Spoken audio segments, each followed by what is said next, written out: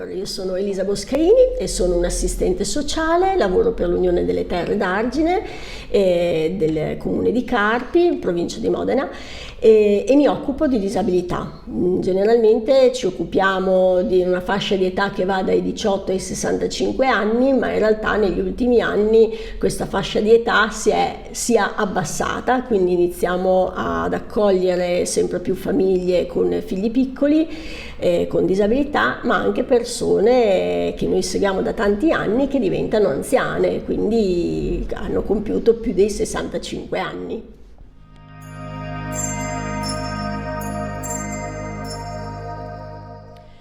Allora, quello che noi ci siamo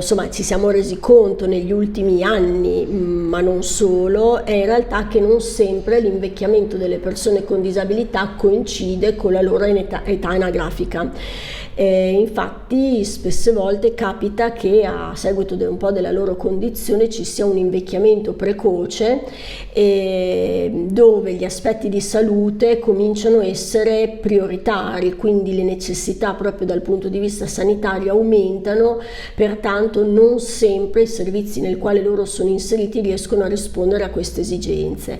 e quindi alle volte occorre fare una valutazione differente proprio per riuscire a rispondere meglio a questi bisogni, così come invece altre volte abbiamo persone che superano i 65 anni di età, quindi entrano ufficialmente nell'età anziana, ma poi hanno comunque ancora delle competenze tali da poter essere sfruttate e che possono ancora restare all'interno di servizi tipici della disabilità.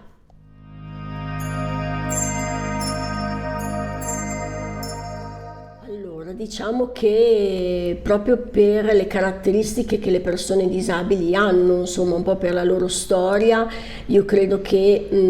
le competenze che occorrono riguardino un po' una conoscenza delle patologie sull'area della disabilità, perché non sempre i professionisti che accolgono queste persone in servizi magari più prettamente dell'area anziani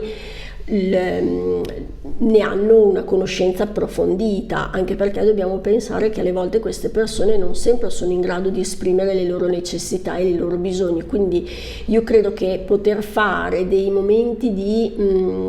condivisione e di confronto fra i vari professionisti che lavorano da tanti anni sulla disabilità e professionisti che invece lavorano sull'area più della terza età possa essere utile per avere un po' uno scambio di informazioni. Un po' quello che vedo oggi rispetto un po' ai servizi e alle situazioni che stanno venendo avanti riguarda soprattutto la parte, un po' l'aspetto sanitario, nel senso che alle volte le valutazioni che noi siamo portati a fare rispetto all'opportunità o meno che una persona rimanga in un certo servizio è più legato a quanto questo servizio riesca a rispondere a dei bisogni di salute, quindi magari su degli interventi proprio più di tipo sanitario. Alle volte queste persone necessitano di supporti sanitari importanti che nella realtà dei nostri servizi per disabili in realtà è minimale. Quindi forse se ci fossero delle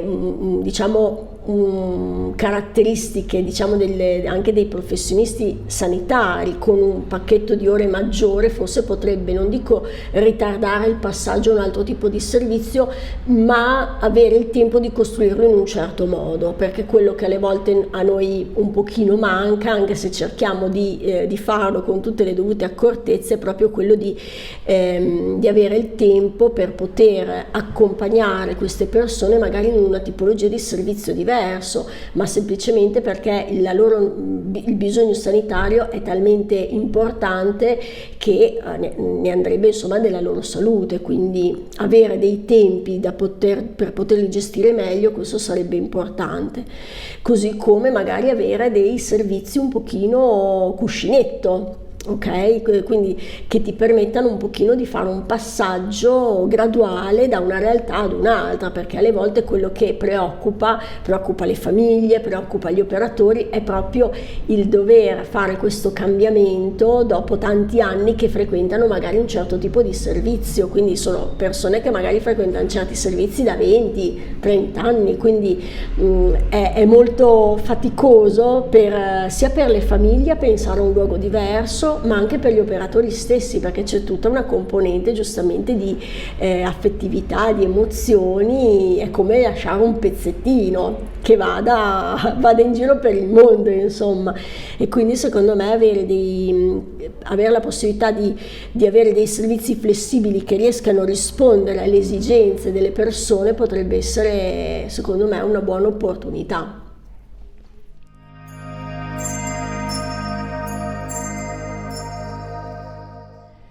Ma allora, il facilitare il mio lavoro, no, nel senso che il mio lavoro è già così, insomma, a me quello che piace è poterli accompagnare, ecco, non necessariamente doverli lasciare a un certo punto solo per sopraggiunta età.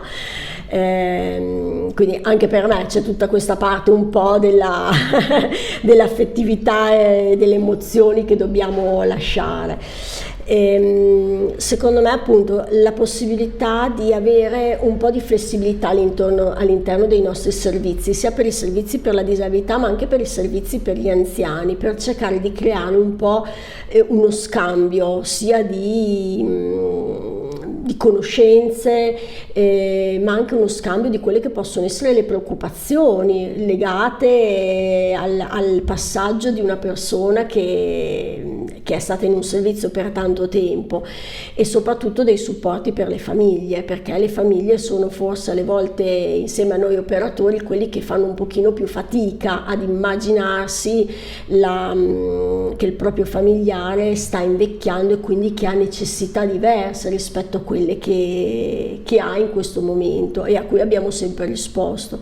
Quindi secondo me quello di cui c'è bisogno è proprio una conoscenza reciproca dei servizi e una contaminazione. E poi l'altro aspetto che secondo me dovremmo mettere in campo è un pochino più la parte sanitaria all'interno dei servizi per la disabilità, cosa che è molto più accentuata nei servizi per l'area anziani.